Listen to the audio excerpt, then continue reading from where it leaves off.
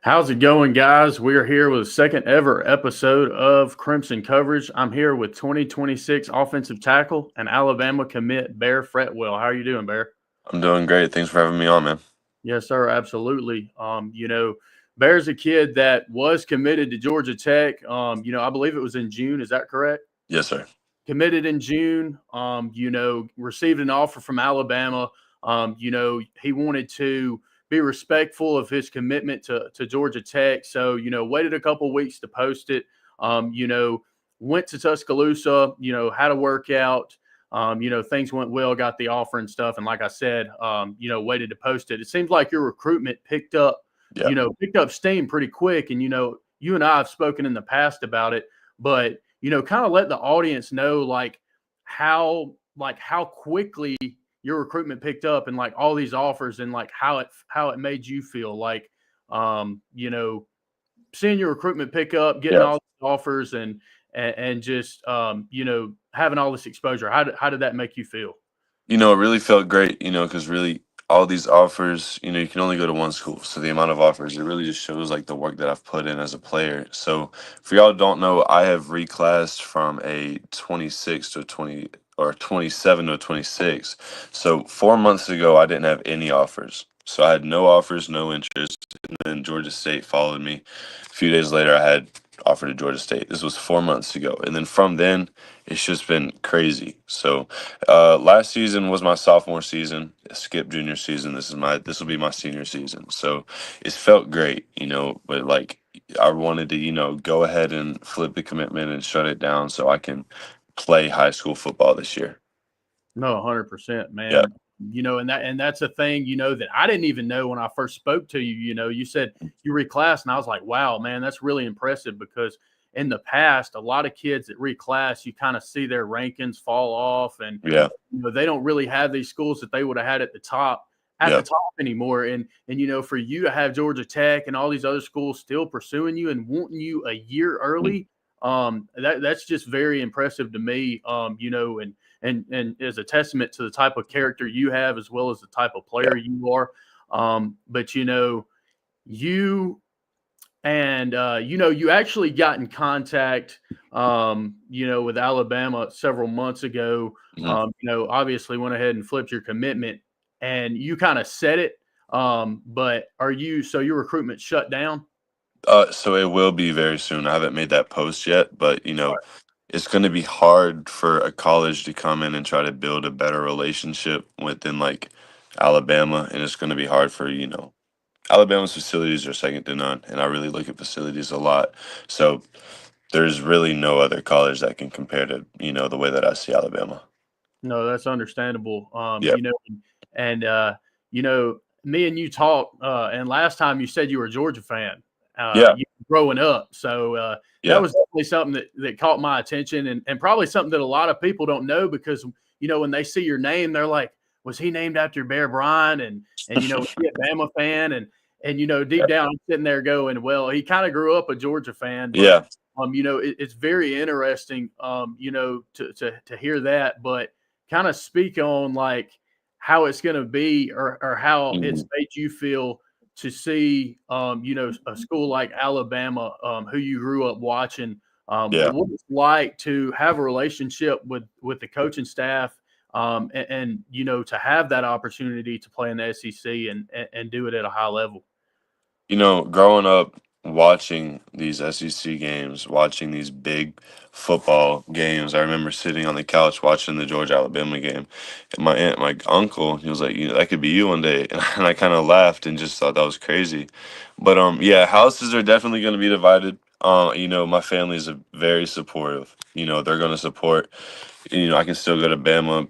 you know, my family will root for Georgia just as much as they root for Bama now because, but yeah, definitely it is weird, because I've grew up watching Georgia. I've watched Georgia play Bama every year. It's been like a tradition to get everybody together. So it's crazy that I'll be able to, I'm going to watch them play this year and then I'll be playing next year. You know what I mean? So it's definitely a dream come true to be able to go to a program like that. And I'm just excited for it to happen. Yeah, for sure. And that's just how a lot of kids are actually. You may not hear it as much. There's a lot of kids that grow up rooting for this team and then end up coming to Alabama or going to Yeah. Ohio State, Georgia, whatever the case may be, there. But you have so what are some of your goals, Mm. over there at Southeast Bullock High School? That's where you play, small school down there in, Yeah. Southeast Georgia, if I'm not mistaken. Yes, sir. What's it like to, be able to be recruited from a small school like that? Like, what would you say to kids that are coming from smaller schools? Because you were in that boat, here several months ago at the beginning of the year. Yeah. You're a big kid. You're like, where are the offers? Like, where are they at? Like, why aren't they coming? Like, I Yeah. should be getting some interest, some offers. What would be your like piece of Mhm. advice to kids that were kind of in a similar situation as you? Yeah, so when my recruiting really picked up, I went to a Rusty Manziel on three camp. So Rusty Manziel, he runs on three or helps with that. And I went to the camp, I ran a 4.77. So my biggest thing to, really just kids in my position, like the big kids, if you can move and you're 6'3", 6'4", you can play somewhere. Like my technique isn't the best, which I've been working on it a lot this year. But if you're coachable and you can move, you can go somewhere. So if there's a place where you can put that on display, you know, go there. If it's a camp, just make sure you know the people that are running the camp so they can help get your name out there. So I went to that camp and I ran a 4.77 and then I MVP, all that. Rusty was like, "Hey, how many offers you have?" I was like, "I don't have any." He was like, "All right, on your way home, you're gonna have at least 3 offers." So driving home from Valdosta, I got called by I think UAB, Georgia State, and then Kennesaw. So I got those 3 offers that day. Um, but I think I'm not oblivious to the fact that one of the reasons I'm getting recruited the way that I am is because of you can see it on the screen now. It's like I'm 6'7", 300 pounds, like, Well, and I can move. So my biggest thing is being able to come in as ready as I am. But for all the people that are in my position, you just have to work. You know what I mean? If you work at it, work is going to be seen no matter how much it's not seen, if that makes sense. no, I totally get that. You're a kid. I was in a similar boat when I was in high school. Not like you, obviously, 6'7", 300 pounds over Yeah. here, but you have that size, so you're going to be seen. If you put your name out there, if you're willing to put in the work, like you said, I think that that goes a long way in helping yourself get recruited in a long way. Yes. Your level of development.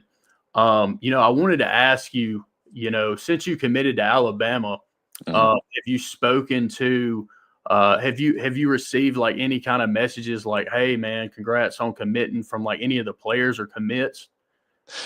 Yeah. So, are you talking about the Alabama commits, right? Yeah, yeah, yeah. Yeah, so even before this definitely went into my decision a lot. Even before I committed, I had a lot of their current players and a lot of their committed players reach out like, hey, like it's a family over here. Like we've all seen you and we've seen your film. We saw your workout. Like we want you here. Like we think that you'll fit the culture very well. And like this is a place that we want you to be a part of. And that definitely means a lot. So like I've talked to the commits every day. We have a group chat on Instagram that we talk. Like it's just everyday stuff. Like we talk about, rooming with each other. It's just all of that. So it's a very like brotherhood relationship, and that's what you need because I'll be with those kids for the next 4 years of my life. So, those are the relationships there are top tier. Yeah, for sure, man. And like you said, it seems like this class is coming together really well, and Yeah. like almost like it's a brotherhood just from an outsider's perspective. And now that you say that, it's even more intriguing to be able to hear that. Are there any players that like aren't committed, or just any players in college that you would either like to play with or play Mm. against by chance? I'll love to play. Shoot, I forgot his name. I've watched number 6 from South Carolina my whole life, like Dylan throughout Stewart. high school. Yeah. Yeah, So yeah. if I could play against him, I see how he plays. And so sad that he has to leave. But Caden Proctor, he's been a great friend throughout this whole process. Like he hit me up on Instagram a few weeks before I committed. We've just been talking, but I think he's a great guy. I think that he's a great teammate, and the obvious, the Ryan Williams. I think Ty Simpson is declaring for the draft, but then all those other people. But I think Sam Utu is definitely, one of my favorite commits right now. Just the way that we have the same views on life as like, we're both Christians, and it's just like the way that we can see this college experience is like together. I think that I'm excited for this, for all of that. And like you said, Utu's another kid that's committed to Alabama several months ago. I know a lot of fans, from their perspective, they were going, when's Alabama going to get that offensive tackle? With Proctor Mm, leaving, Formby potentially leaving, somebody needs to come in and yep, develop, and potentially even see the field. And you seem like one of those guys that's yep, definitely capable of doing so. So, with you reclassifying and basically pushing your timeline up a year, what are some of the areas that you're looking to grow the most, and kind of like some of the yep, different different ways that you're like, I mean, I'm trying to think of how to say this, man. So some areas that you're trying to grow, and things that you want to accomplish. mhm, I guess your senior year now, because you reclassed at Southeast Bullet. yeah. I really feel like if you have athleticism and you have size, then you can, a coach can shape you into whatever he wants you to be. And I feel like that's what I have, and that's why I'm going to Bama because, I want to be coached. You know what I mean? Like, I want to be the best possible Bear Fretwell that I could be. So, really, I think my pass protection is the main thing that I need. As you can see from my film, I'm like aggressive, and that's my trademark. Like I'm putting kids in the ground almost every play. So, if I can really focus on the details of pass protection and that, I feel like I could be a top offensive lineman in college in the next 4 3 years. No, I totally agree with that. And, like you say, I mean, just looking at the film, you can tell you're a mauler. Literally, that Yep. was one of the first things that came to my mind when I watched you. I was like, man, this kid gets after it. And why is he ranked as a 3-star? Like, it just didn't make sense to Yeah. me. But, that's definitely going to pick up. And I Yeah. think the same will be said for several commits, Yeah. in the 26 class, but what are some of, the goals that you have this senior season, just like personally as well as like collectively as a team, like some of the goals you guys might have this season? Yeah, so definitely the obvious, like going for a region championship, which I mean we are 2 wins away from that last year. So we're gonna take it 1 week at a time and focus on ourselves until those games happen. But first game, week one, we play our crosstown rivals. It's called Battle of the Borough. So we go against Statesboro, and it's the biggest game of the season all year. So going in the middle of the city, we play them. That's definitely our go-to thing. Like this is what we need to focus on right now. And then also taking a run in the playoffs, that's fun. Like having Thanksgiving morning practices that was my favorite of all time. So, definitely making a run in the playoffs and beating Statesboro is what we have been working on.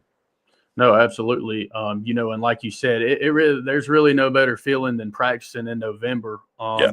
Especially that Thanksgiving week, because to see all your hard work pay off, you're Yeah. practicing with your brothers, man, and you're just like enjoying life, and Yeah. you won't have this opportunity again. So, Yeah. like you said, making a run in the playoffs, potentially even winning state, that's something you can always tell your kids. Yeah. That's something that I'm sure you're definitely looking forward to. Yeah. But I won't hold you up too much. I know you've got Yes, sir. a schedule. But I appreciate you hopping on here. If you will, if you want to, I mean, it's up to you. Tell Yeah. these Alabama fans or these listeners or viewers, where they can find you on social media and stuff like Yeah, man. that. So I have a lot of my football stuff posted on Twitter, which he'll probably tag me when he posts this, and I'll just repost that. Y'all just follow him and y'all see that. But also Bear Fretwell on Instagram. I post a lot on there, but a lot of updates coming soon. I was talking to the Rivals owner just a few days ago, so I will be, I won't be a 3-star for much longer. So y'all just stay tuned. If you need anything, you let me know. I'm free to talk whenever. I appreciate you, brother. So Always, and you've been very, compliant with when I reach out to you. You're pretty quick to yeah, respond. I greatly appreciate that, and yes, I sir. know the Alabama fans, man, they love the fact that you're willing to get on this type of stuff, these type of Yeah, podcasts and speak and stuff, and just give your time and answer a couple questions because as growing up, Alabama fans are very hardcore. They're very yeah, faithful they are.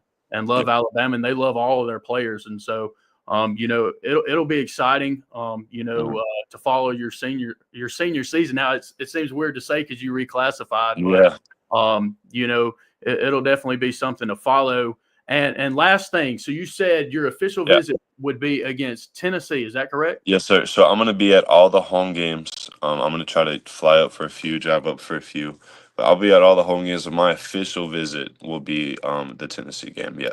Tennessee game. That's going to be a big one. I'm sure there'll be a long list of visitors there, and Oh yeah. so that'll be one of your first game day experiences. So that'll Yeah. definitely be one to remember because Excited.